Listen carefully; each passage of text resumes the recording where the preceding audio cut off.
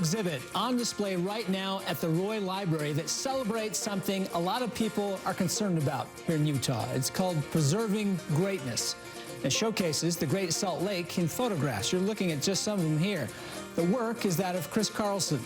It's a project that has snowballed into a way of saving the Great Salt Lake, and the art has been on display at several libraries. There's now also a book by the same name. Chris joins us here in studio. Chris, I know you're a Carlson, so I know that's good quality work we're doing here. Absolutely. But I'm curious about this, that you put all these photographs together. The images are beautiful. What motivated you to be able to begin preserving and documenting the Great Salt Lake? You know, interesting. It started with grief. My father was dealing with Alzheimer's disease. He was late stages.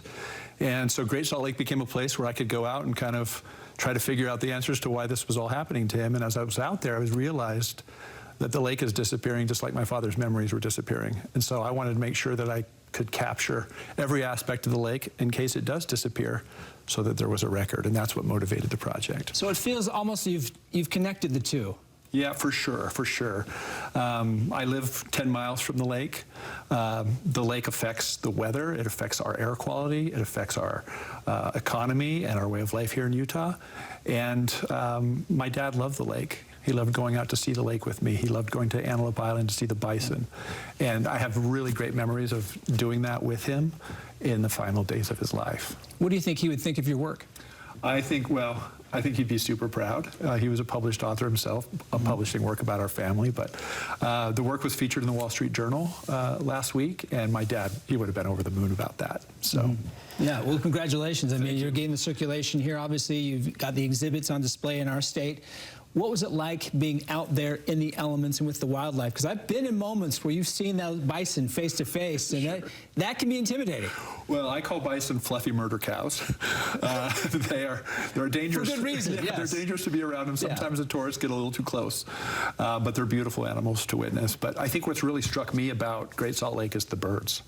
We have 10 million migratory birds that come here every year.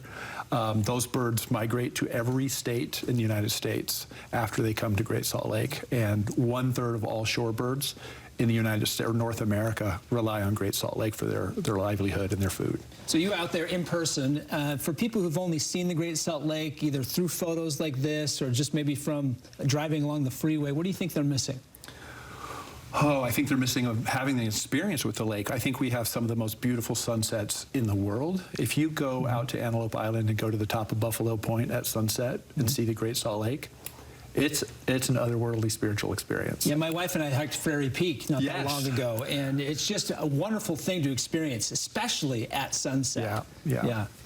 So what role do you think these photographs that you're capturing, some of these beautiful images, will help play in preserving the lake? I hope people will realize what we have in our backyard. Not a lot of people have an experience with the lake, and so I wanted to bring the lake to the people. And so understanding that we have one of the most marvelous environmental places in the entire world. It's so unique. Half the lake is pink, half of it's blue.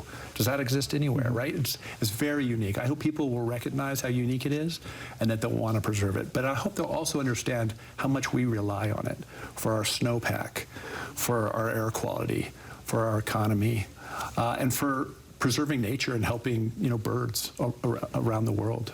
Well, Chris, we're excited to see the work you've done. If you want to look at it and check it out yourself, you can go to the Roy Library and see it right now. Chris, thanks for being on the show. Hey, thanks for having me.